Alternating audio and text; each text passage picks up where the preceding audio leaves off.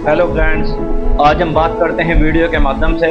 अगर किसी व्यक्ति को कहीं पे एक्सीडेंटली कोई इंजरी हो गई है या फिर कोई चोट लग गई है, चाहे वो अपर सरफेस पे नॉर्मली छिली हुई चोट हो, चाहे फिर वो डीप कट वाली चोट हो, या फिर कोई जहाँ से गहरी चोट लगी हुई, जहाँ से ब्लीडिंग बहुत ज्यादा निकल रही है, जहाँ पे टांके लगाने की संभावना है, वो किसी भी तरीके की इंजरी है, उसके बारे में बात करते हैं कि ऐसी कंडीशन में व्यक्ति के साथ में क्या एप्लीकेशन करना चाहिए, व्यक्ति के साथ में क्या क्या सावधानी रखनी चाहिए और उसके साथ में किस तरीके से उसकी पट्टी करनी चाहिए और क्या क्या हम उसे दवाई दे सकते हैं, किस तरीके की हम उसका ट्रीटमेंट कर। पहले पेशेंट को आराम से बैठा के उसकी जहाँ पे चोट लगी है उसे हम पहले तो वॉश कर लेते हैं।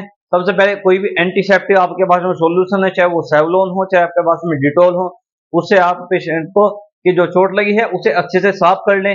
वो जो सरफेस है उसे चारों तरफ से अच्छे से क्लीन कर लें। क्लीन करने के बाद में फिर आपको एंटीसेप्टिक सोल्यूशन लेना है, पोविडिन आयोडीन का बिटाडीन का सोल्यूशन लेना है। इस सोल्यूशन से भी आप पेशेंट को अच्छे तरीके से गैस लेके, जैसे गैस हो गई, गैस लेके अच्छे से उसे चारों तरफ से क्लीन करें, साफ करें। जो उसमें मिट्टी वगैरह हो, धूल वगैरह हो या कोई कंटामिनेंट ऐसा कोई चीज हो, उसे अच्छे तरीके से क्लीन करने के बाद में फिर आपको पेशेंट की अच्छे से बैंडेज कर देनी चाहिए, उसे पट्टी कर देनी चाहिए अच्छे तरीके से।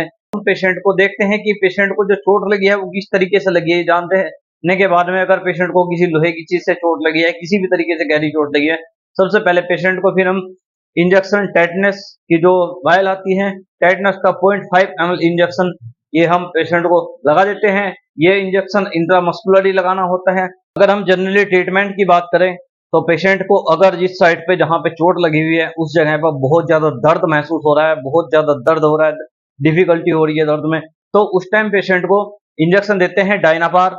डायनापार इंजेक्शन लगाने के बाद में 15 से 20 मिनट के बीच में पेशेंट को बहुत अच्छे से आराम हो जाता है, रिलीफ हो जाता है बहुत अच्छे से।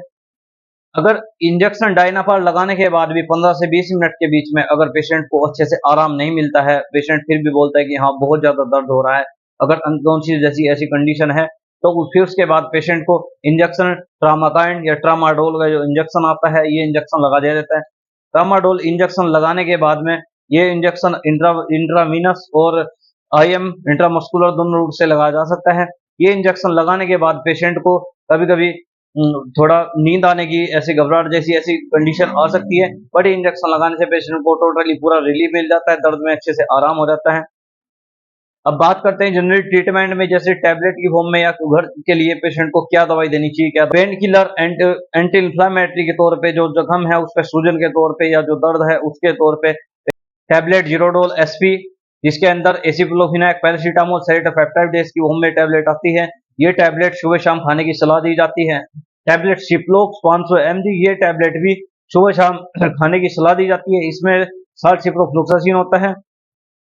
और एक टैबलेट आती है सेप्टान डीएस, जिसमें कोक्रीमोक्साजोल, ये साल्ट डीएस की फॉर्म में टैबलेट आती है। ये अगर आप सिप्लोक्स ना देके डीएस की टैबलेट देते हो तो ये भी सुबह शाम खाने की सलाह दी जाती है। ये भी एंटीबायोटिक टैबलेट है, ये भी बहुत अच्छा काम करती है जख्म सुखाने के तौर पे। इसके साथ में एक टैबलेट एसिलोक या रेंटैक 150 mg की टैबलेट जो है वो जरूर लगा देनी चाहिए, ये भी सुबह शाम खाने की सलाह दी जाती है। ऐसी छोटी और महत्वपूर्ण वीडियो जानने के लिए हमारे चैनल को लाइक करें, शेयर करो, चैनल को सब्सक्राइब जरूर करें। Thank you so much.